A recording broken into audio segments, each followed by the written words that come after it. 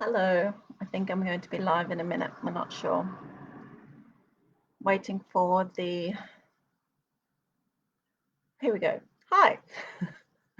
Happy Wellness Wednesday. I hope you're well. My study is slightly tidier than last week, just a little bit. I've been on the road the last few days, so I've been rushing in and rushing out of my study, and that is very cool. And so today I thought I would share with you a funny, not so funny story from yesterday, which you can relate to. And what's interesting about it is I also relate a similar story on page 47 of my book. So I'm actually going to read this section to you. So yesterday morning, Tuesday, I got up early because I was going to Charters Towers for a book signing, which is 120 kilometers that way. So I got up super early, made myself presentable in terms of my hair and face, and loaded up the car, and then got the girls up in order to take them to daycare and vacation care. And I had decided that I wouldn't wear my book signing outfit in the car journey because who knows what's going to happen on the way to school or indeed on the road to Charters Towers. So I wanted to have fresh clothes in the car when I arrived. So I drove from home to school, and my youngest had been up and she'd had some milk, and then her dad made her an omelette. And we were almost at daycare, probably about half a mile away in the car, and she started vomiting. And then projectile vomiting egg and milk in the seat behind me coming over. So I had to stop on a very busy road, the busiest road in Townsville, and get out and go around and get her out of the car so, I could help her get all of this sick up. And by that stage, it was all down her front and all over the car seat. And then it started going onto my feet and onto my trousers. And I didn't have her spare clothes with me in the car. They were in her backpack at daycare. So I made do with what I could in terms of getting off all of her sick clothes, and I had a face cloth so I could sponge her down a bit. But then I had to put her sweater on her chair so she could actually sit back on it. So this whole episode on the side of the road probably took between 5 and 10 minutes by the time I got the sick off her and the sick off myself in order to be able to put her back in the car. And the whole time I was thinking, I'm going to be late for my book signing. And not only that is I'm going to reek of vomit for the rest of the day. So anyone that comes to talk to me is going to smell sick, and they'll just start walking towards me and then walk away again. So we dealt with the that side of things. I got her into the car, got her to daycare, just in her nappy.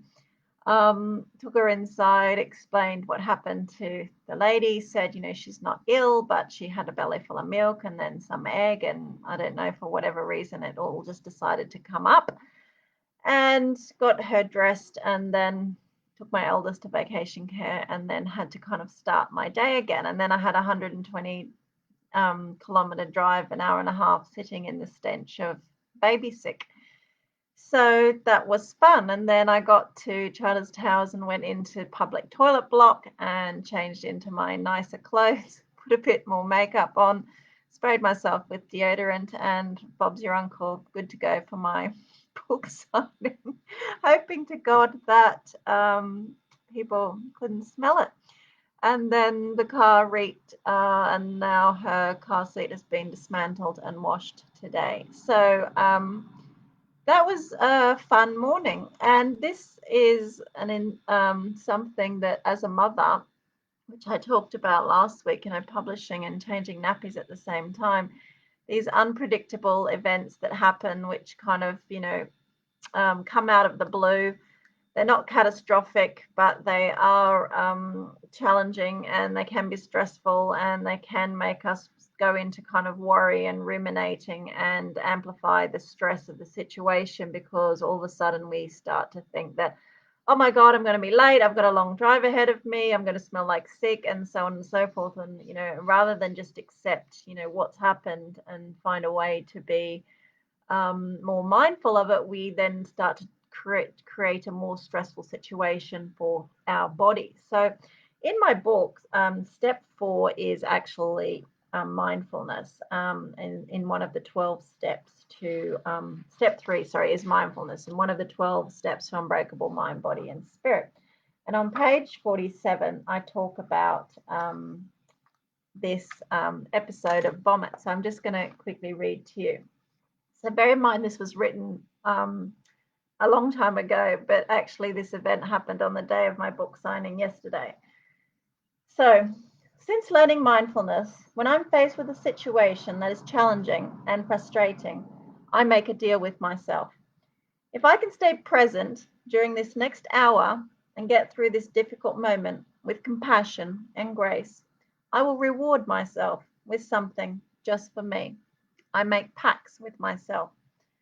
An example of this was when my 20-month-old at the time was going through a phase of getting sick in the car regularly and projectile vomiting in her seat while I was driving. This is stressful, as you have to find a place to stop safely, jump out and run around, remove her from the car seat while trying to prevent her from choking on her vomit and getting covered in the foul-smelling stuff. During the initial period of trying to stop the car, get her out of the car, and contain the damage, I'm in flight, saver, fixer mode. Then the crying usually starts. Her, not me, as she realizes she's been sick all over herself and she feels awful.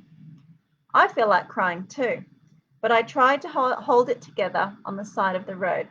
That was me yesterday. After a few episodes of this, you do become more prepared with towels, cleaning product, and spare clothes in the car within reach. So you can manage on the side of the road if you have to. Yesterday, I was not prepared. On this particular day, it happened on the way home from daycare, just around the corner from my house.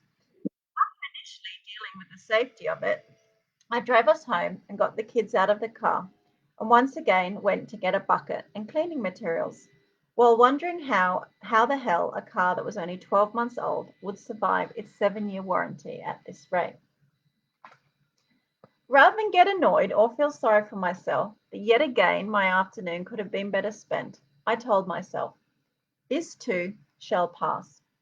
Just breathe and try not to think about it too much, because I can't change it, so there's no point worrying or being upset.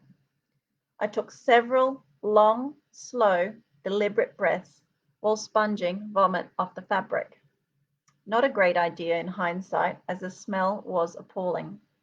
I felt much better about just dealing with this moment and what was in front of me, and not allowing all the other jobs still waiting to be done to cause me stress and anxiety. Mindfulness has been proven to reduce stress, increase health and well-being, increase our capacity and coping mechanisms, create awareness of our mind and thinking, enable acceptance and non-resistance to things that we can't change or control, improve relationships with ourselves and others, and improve relaxation and sleep. And so it goes on.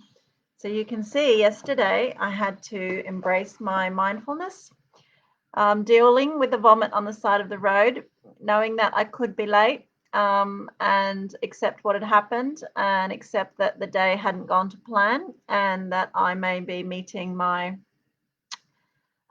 people who are interested in my book while smelling of baby sick, but that's life, and I would just deal with what was in front of me at the time. And all day, deep breathing and smelling the vomit. So it's not exactly smelling roses, is it? But I thought I'd share that with you because it's one way that mindfulness comes into play, because, rather than thinking ahead and getting worried and stressed about what might come, I just allow myself to stay present, to look after her, to take care of her needs, and and then to be kind to myself, to have a giggle about how potentially I manifested this situation. And again, to put all my cleaning products back in the car because I had slipped because she hadn't done it for a while. So thanks for watching. I hope you're well and having a great week. And if you're interested in learning a bit more about mindfulness, step 3 of my book talks about mindfulness. And it's a great skill to practice and something that you can become better at as you apply it to more and more areas of your life. So I'm going for a run now, and then I'm going to come home and get ready for the next part of my book tour, which is Cairns tomorrow. So I'll be in Cairns on Thursday, Friday, and Saturday. And if you're in Cairns, please send me a message because I hope to see you there. I'm planning something special on Saturday morning, and I'll promote it more on Facebook later today. So thanks for watching. Take care. See you soon. Bye.